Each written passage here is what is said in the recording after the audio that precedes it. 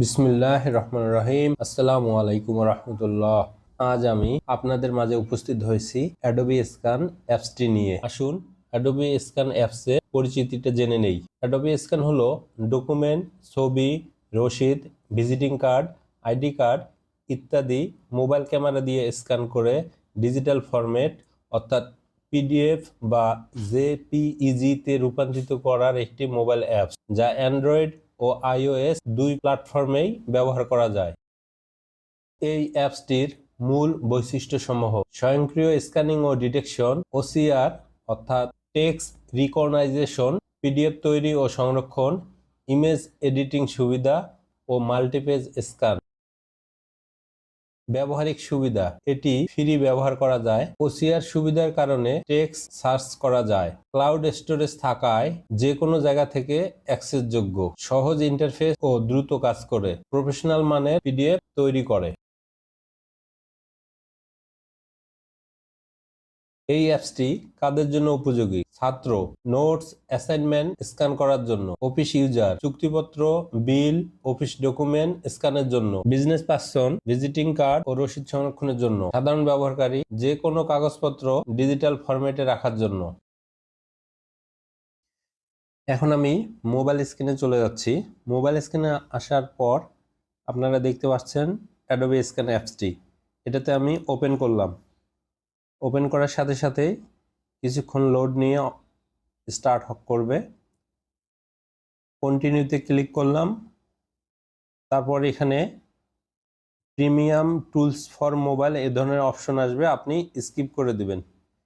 Just skip করে দিলেই অ্যাপসটি ব্যবহারের জন্য উপযোগী হয়ে যাবে। কিছু পারমিশন চাবে, এগুলো দিয়ে দেবেন। আপনারা দেখতে পাচ্ছেন যে আমি অলরেডি একটি পত্রিকার মধ্যে স্ক্যান করার চেষ্টা করতেছি।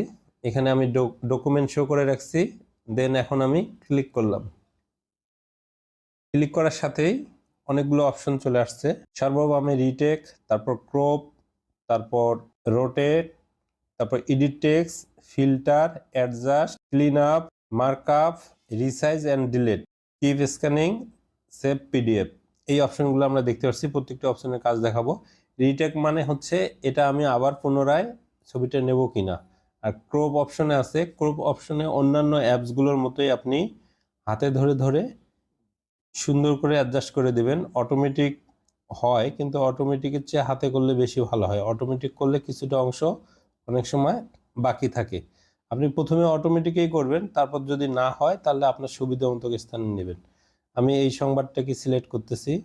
এরপরে আমি ক্রপে ক্লিক করলাম। অলরেডি সুন্দর একটা ইন্টারফেস চলে আসছে।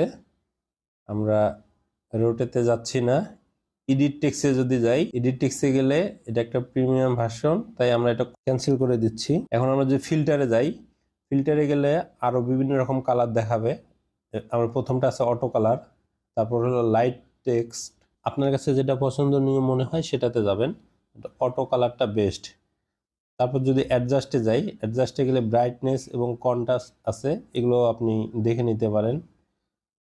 এবার যদি ক্লিন আপে যাই, এটা একটা মজার ফিচার। ক্লিন আপটা হলো আমরা এখান থেকে কোনো একটা জিনিস মুছে ফেলতে পারবো। ধরেন এখানে লেখা আছে নিজস্ব প্রতিবেদক ঢাকা, এটা যদি মুছে ফেলতে চাই তাহলে জাস্ট এখানে হাত দিয়ে দেখেন পুরা লাইনটাই চেঞ্জ করা যাচ্ছে। আচ্ছা, এই পর্যন্ত থাক। এখন আমি উপরে ক্লিক করলাম, তাহলে আমরা ক্লিন আপ দেখলাম। তারপর মার্ক আপ, এখানে যদি কোনো কিছু মার্ক করার প্রয়োজন হয় তাহলে সেটাও আপনি মার্ক করতে পারবেন। মার্ক আপের জন্য নিচে বাম পাশে হলো ড্রয়িং আর ডান পাশে হলো শেপ। ড্রয়িং হলো আপনার ফ্রি হ্যান্ড রাইটিং, আর শেপ হলো তাদের নির্ধারিত কিছু শেপ দেওয়া আছে। যেখানে একটা শেপ দেওয়া আছে, ধরেন এটা এখানে গেলে যদি আমি কালার চেঞ্জ করি, এখন যে কালার দেবো সেই কালার আসবে, মানে মার্ক সিস্টেম আর কি। তারপর আবার উপরে ক্লিক করলাম। যদি রিসাইজে যাই, নিচে দেখেন auto fit, A4, portrait mode, A4, landscape, A3, মানে যতগুলো পেপার আছে সবগুলো এখানে শো করতেছে। তো ধরে নিলাম আমি A4 পোর্ট্রেট মোডে যাচ্ছি। এখনও আবার আপনি সংশোধন দিতে পারবেন। তারপর ক্লিক করলাম, আপাতত এই অবস্থায় আসছে। এখান থেকে সেভ পিডিএফে ক্লিক করলে অলরেডি আমার এখানে সেভ অপশনে চলে আসছে। এখন আমি যদি এটা শেয়ার করি, শেয়ার অপশনে গিয়ে শেয়ার অপশনে গিয়ে কপি লিঙ্ক আছে, হোয়াটসঅ্যাপ, মানে বিভিন্ন জায়গায় আপনি পাঠাতে পারবেন। ধরেন আমি হোয়াটসঅ্যাপে যাচ্ছি, সেন্ড এ কপি, হোয়াটসঅ্যাপ,